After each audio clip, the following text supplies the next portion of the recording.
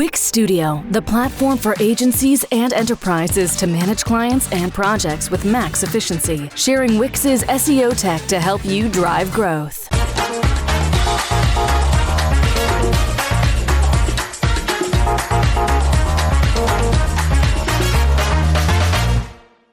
Fix errors, waste, and issues in a couple of clicks.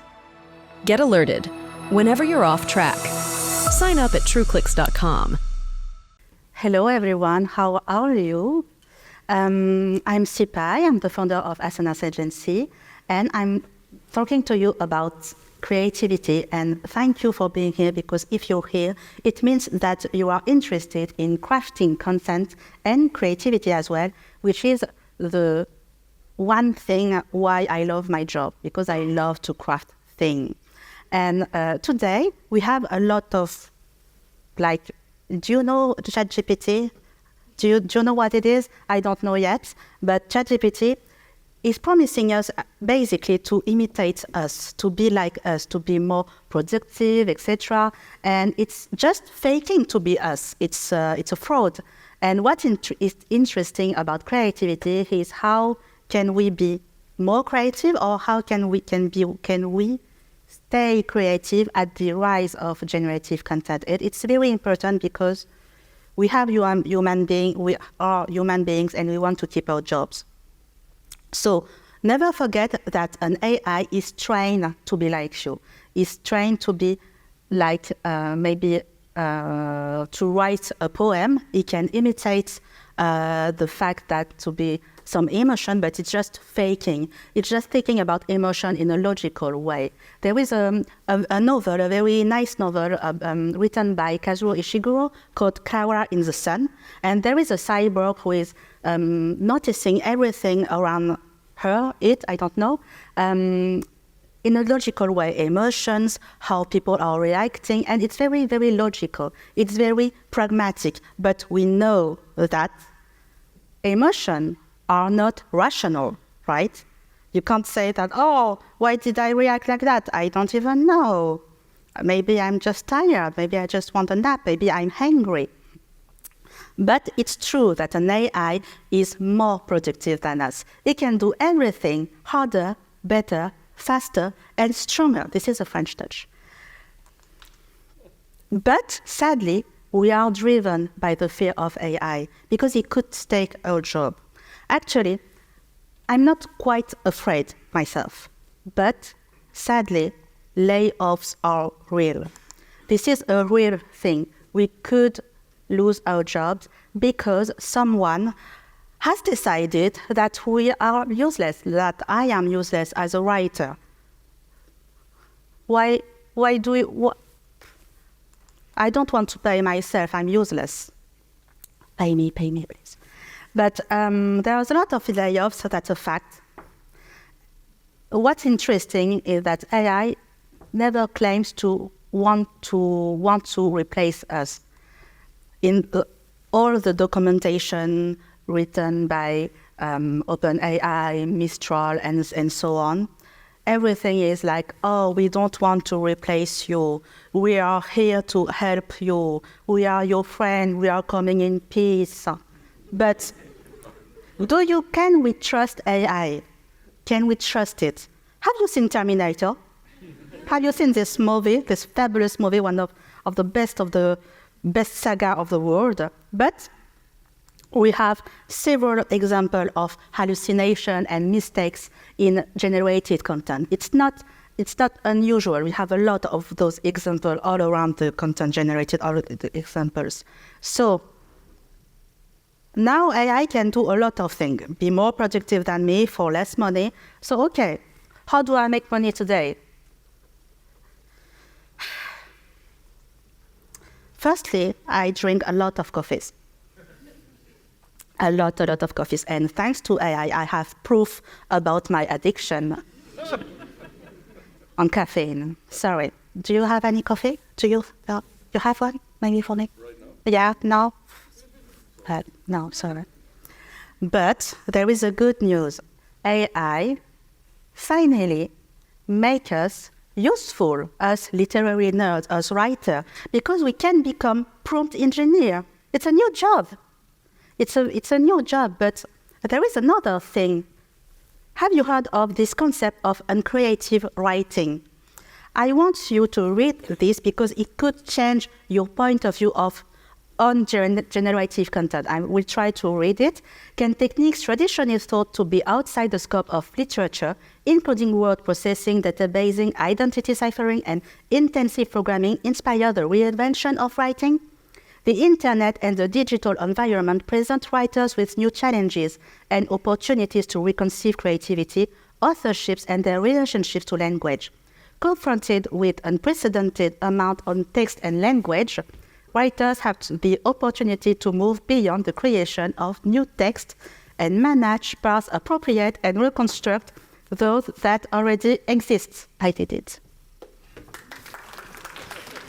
So this is a very precious extract of this good book on writing and creative writing, and it changed my point of view on AI and generative content, because if AI can do everything better than us, be more productive for less money, why do we blame it? Why do we blame ChatGPT every day? Because we are adopting about the data. Okay, it can parse, scrape a lot of data from every text in the world, in the whole internet. But do you trust those data? Are they reliable enough for you? And we are afraid of those hallucinations. When you have generated content, sometimes you're a bit disappointed about how this is written. And in my opinion, something without any misspelling is not satisfying enough. It's like when you go to a restaurant and you say, oh, it's edible. Okay, fine. And something well written, something without the misspelling is the edible thing of the generated content.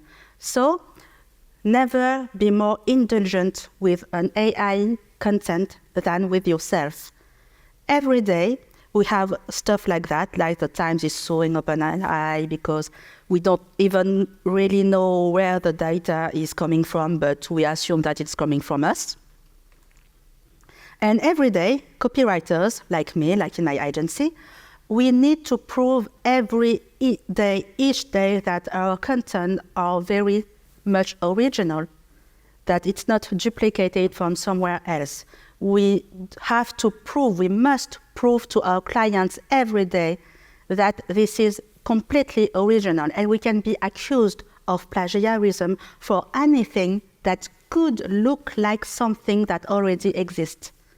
And this is quite unfair, because there are a lot of, this is good, I have, let's say, 100 PLP generated by ChatGPT, woo! Oh, but this writer, the content looks like the ones of my competitor. Oh, bad writer. It's quite unfair. But if we want to be unique, if you want not to do plagiarism, to do something very singular, we need to define what creativity is.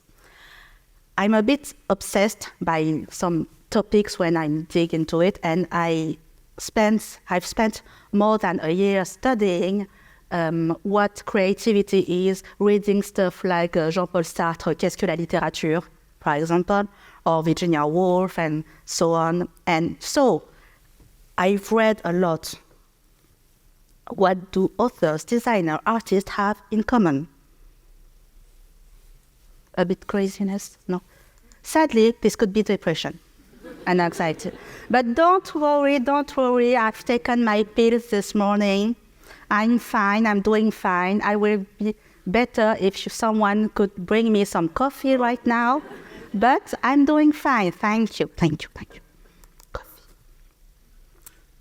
So the writers are working really hard. We are very hard workers. Even more hard workers when you're considering the fact that writing has never been something well paid. There's always like, you want to do content marketing, etc. Maybe you should have a real job as well. But, okay, merci. Merci beaucoup, les gars, gentil. So, people like work really hard, and even if we could appear a bit messy for you, this is something for my partner who always says that I'm very messy. Oui, je sais. I'm very messy. But we all have this kind of methodology. We all have a routine. This is a common point. This is quite interesting. There is a lot of documentation about how the different routines of creative people. If you have time, you can read The Diary of Virginia Woolf. It's great. But making content creation, making content writing a human-centric thing isn't old school. You could say, oh, Syphaï is a writing boomer, maybe. She just wants that people write stuff because we are better than robots, okay. But it is natural that we are evolving. Writers and creators are evolving with technologies. It's not new. Here is a photograph of Stephen King. You know Stephen King? Yeah, Stephen King. This is a picture of Stephen King with a dog and a fancy old schoolish computer and notebooks, etc. But today, Stephen King presents himself with a very fancy laptop. He has evolved, like everyone. Very recently, there is an award-winning author that was accused of everything because she declared that she has used ChatGPT to help her to write her very nice novel. But in my opinion, she used it. Thank you. Do you have coffee? She used it the right way because it was on a help, like, could you do this? Could you do that? It's not, write my novel. Good content is something that you will remember. That's a very important thing. Any content will change maybe a little bit your point of view on the world. Like, I need to buy this backpack because it's Gore-Tex, for example. And Gore-Tex is great. So, AI, yes, it's capable of many, many things. He can't do coffee. Maybe it can. Yet I think it can because there is some scheduled coffee machine stuff. My birthday is 1 month. So AI is capable of many, many things. He can work harder, better, faster, stronger, only with electricity. He doesn't need coffee or mindfulness meditation or yoga or maybe meetups to stay productive. He doesn't need like work all around the world, meeting people, brightonSEO to stay productive and he just needs electricity and something to be able to scrape everything all around the world. That's it. And for less money. Okay, maybe it's a bit dangerous for me. Yeah. Call me. But why this one content I'm writing as a human being would be different? Why is it different? I'm asking you. What does make a difference from a content written by a human being and something generated by a software accessible by anyone? Life. Actually, life is my own dataset. It's not only about knowledge. Knowledge is a skill, yes, but it's about how I see the world, my point of view, how I feel. It's about emotion, which are not rational. It's about what someone told me just before the conference, maybe. Maybe it has changed a bit of my point of view on something. Maybe it's this person who, let's say, didn't hold the door for me. You see, and life is very important. Life is your own data set. Life is your own and unique data set. The only one that you cannot lose. The only one that represents you, that is unique. And absolutely no one or nothing could take your own experience as a person from you. So, my advice to you today, to be creative and to stay creative at the rise of generative content, at the, let's say, at the new era of our industry, claim your singularity. Adapting and evolving doesn't mean that you must disappear behind a software. Be yourself as a person, as a brand.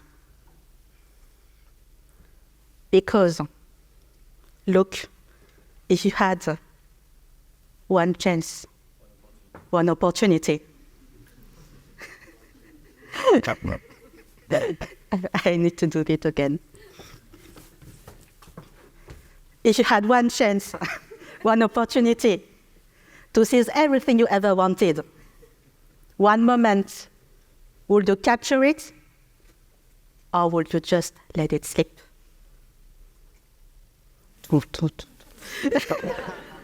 Did you find the use of the lyrics of this famous Eminem song creative or not? Tell me. Thank you.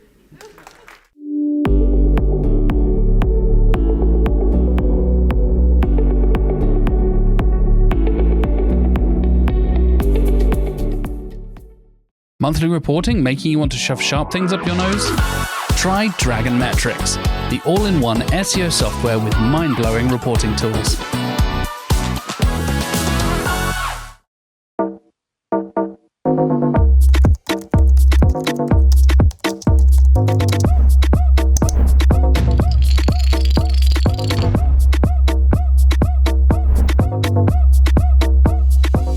Demand sphere. Limitless visual insights from the SERPs. Unlimited dashboards and users. Easy to use and easy to scale your growth to new levels.